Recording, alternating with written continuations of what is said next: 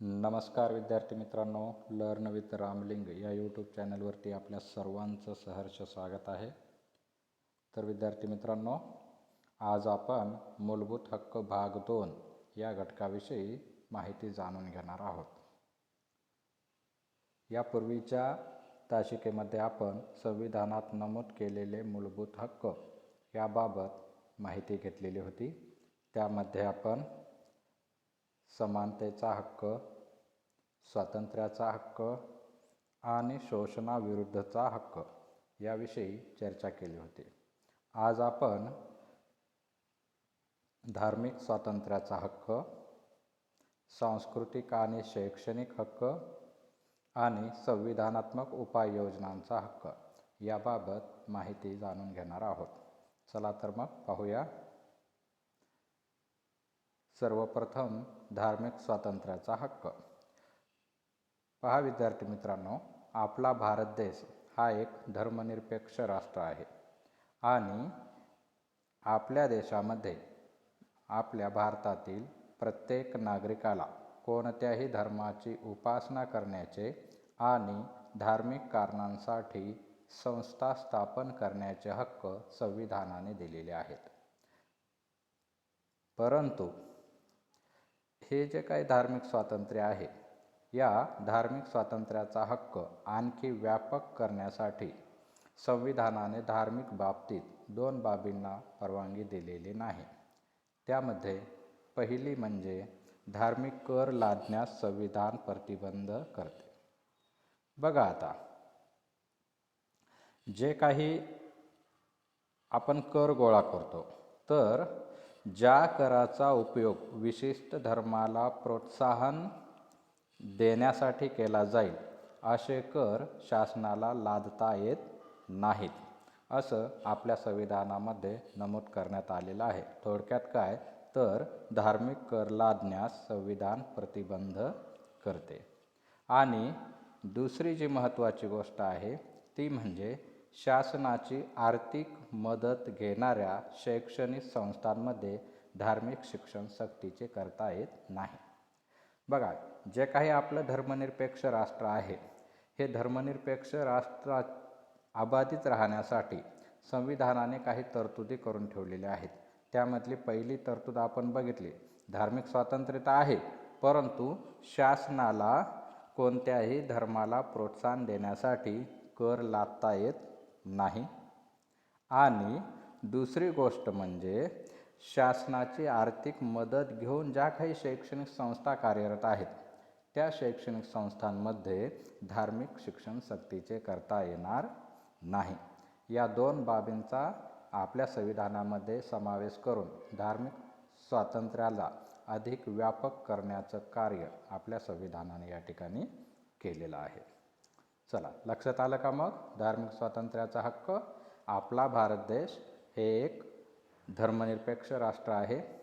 या ठिकाणी प्रत्येकाला आपल्या आपल्या धर्माची उपासना करण्याचं धार्मिक स्वातंत्र्य देण्यात आलेलं आहे, परंतु धर्माच्या नावाखाली शासनाला कर लादता येत नाही आणि शासनाच्या आर्थिक मदतीवर अवलंबून असणाऱ्या ज्या काही शैक्षणिक संस्था आहेत, त्या शैक्षणिक संस्थांमध्ये धार्मिक शिक्षण सक्तीचे करता येत नाही. चला तर मग आता पुढचा हक्क पाहूया आपण. तो आहे सांस्कृतिक आणि शैक्षणिक हक्क. पहा विद्यार्थी मित्रांनो, आपल्या देशामध्ये आपण सण, उत्सव, आहार, जीवन पद्धती यांच्या बाबतीमध्ये विविधता पाहतो. हे जे काही वेगवेगळे लोकसमूह आहेत, या वेगवेगळ्या लोकसमूहांमध्ये वेगवेगळ्या रीती, परंपरा आणि संस्कृती आपल्याला पाहायला मिळते. त्यामुळे या लोकसमूहांच्या संस्कृतीचा एक भाग म्हणून या लोकसमूहांना आपल्या सांस्कृतिक वेगळेपण जतन करण्याचा हक्क संविधानाने दिलेला आहे. आपल्या संविधानाने विविध लोकसमूहांना आपापल्या सांस्कृतिक वेगळेपणा जतन करण्याचा हक्क दिलेला आहे.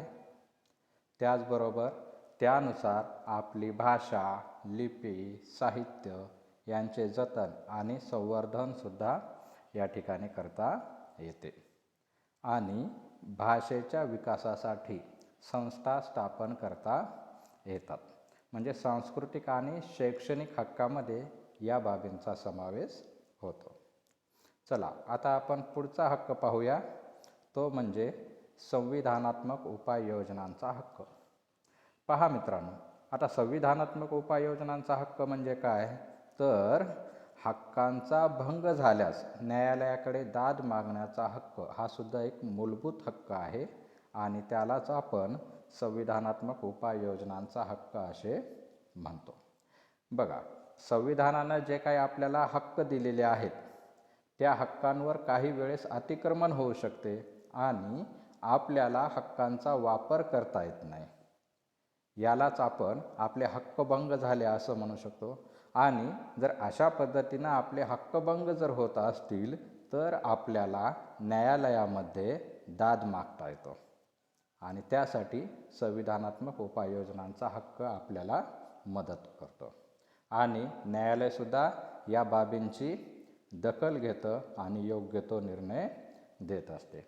मग अशा पद्धतीनं कोणकोणते हक्कभंग होऊ शकतात, तर त्यामध्ये कारण नसताना एखाद्या व्यक्तीला अटक करणे हा सुद्धा एक हक्कभंग आहे. म्हणजे याचाच अर्थ काय, तर एखाद्या व्यक्तीला जर अटक करायची असेल तर अटक का करायची याचं भक्कम असं कारण त्या ठिकाणी पाहिजे. विनाकारण त्या व्यक्तीला अटक करता येत नाही.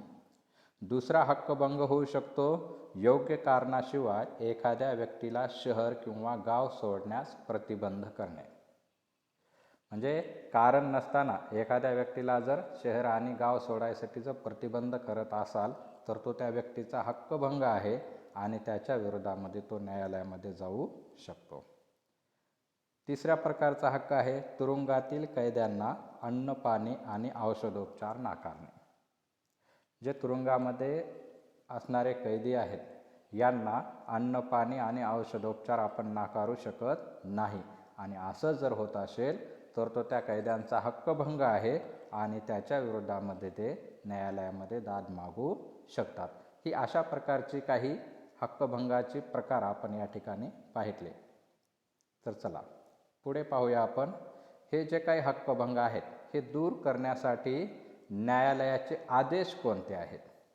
हे जे काही हक्कभंग आहेत विद्यार्थी मित्रांनो, हे दूर करण्यासाठी न्यायालय काही आदेश देत असतं आणि ते विशेष अधिकार देण्याचा अधिकार न्यायालयाला प्राप्त झालेला आहे. त्यामध्ये न्यायालय देहोपस्थिती किंवा त्यालाच आपण बंदी प्रत्यक्षीकरण असं म्हणतो, हा एक अधिकार आहे न्यायालयाचा. हा अधिकार कशा संदर्भात आहे, तर बेकायदेशीर अटक व स्थानबद्धता यापासून संरक्षण मिळण्यासाठी न्यायालय या अधिकाराचा वापर करू शकतं. दुसरा आहे परमादेश. आता परमादेश म्हणजे काय, लोकहितासाठी शासनाला एखादी कृती करण्यासाठी दिला जाणारा न्यायालयाचा आदेश म्हणजेच परमादेश असतो.